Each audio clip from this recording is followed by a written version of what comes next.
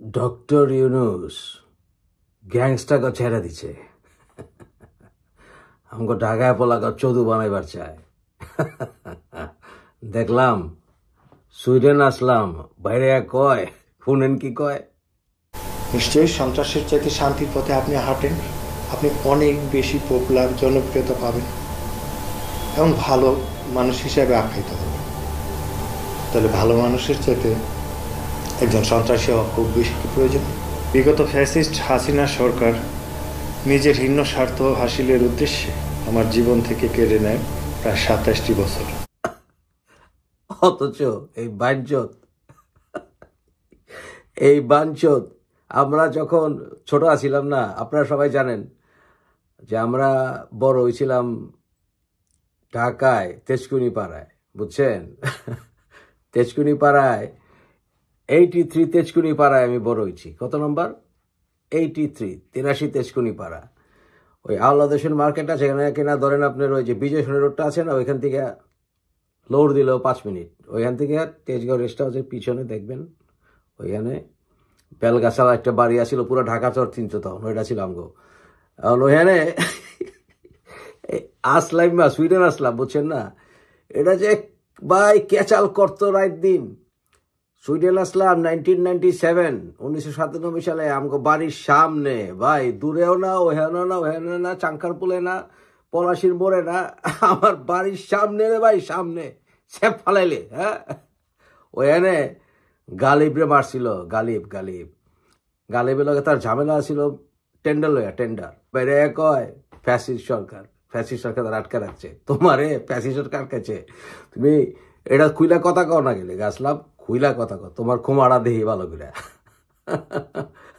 আবার দেখলাম যে ওই জীবনে কোনো অন্যায় করে নাই, ক্রাইম করে নাই। তুই তো আওয়ামী লীগের সময় বন্দি আছিলি, তুই তো বিএনপি আমলে তুই ছাড় পাস নাই, কারণ তোর ছাড়লে কাকু পুরানা মাল, তুমি কাকু পুরানা মাল, তোমার ছাল তোলার লিগা অনেকে আছে কাকু। হ্যাঁ, শুনেন, বাইরে গেলে বাইরে অনেকে অনেক গুলি করে ওরা বেরোলেই তো, নাইলে ওরা ক্রসে দিয়ে দিতে তো, বুঝছেন? মিনিমাম 60টা মার্ডার তো 100% আঙ্গু মহল্লার মানুষ, আমরা জানি না ভাই। তেজগাঁও থানা কি করছে, শাকিলরে তো মারছিল ওই রাজাবাজারে, ছন আমরা পিচ্ছি আসিলাম, বুঝছেন? আবার দেখলাম পিচ্ছি কয়টারে ছেড়ে দিছে। হ্যাঁ রে জাগা। এনিওয়ে, সুইডেন আশ্রমের লগে গন্ডগোল ছিল আপনার আওরঙ্গতার লগে, এগুলো আপনারা বুঝবেন না। ঢাকার পল আপনার না হলে এগুলো বুঝবেন না, যারা কিনা এদিক ওদিক থেকে আইসেন না তারা বুঝবেন না। ডক্টর নিউজ বুঝবো কেন? চিটাঙ্গা মাল বুঝবো কেমনে ঢাকায় কি হয়। জাগা, এই সমন্বয়কারী পোলাপান বেশিরভাগই তো এদিক ওদিক থেকে 22 আইসে, আমরা তো ভাই 22 আই নেই ঢাকা শহরে, বুঝছেন না? আর দেখলাম ওই রাহাতে ছেড়ে দিছে।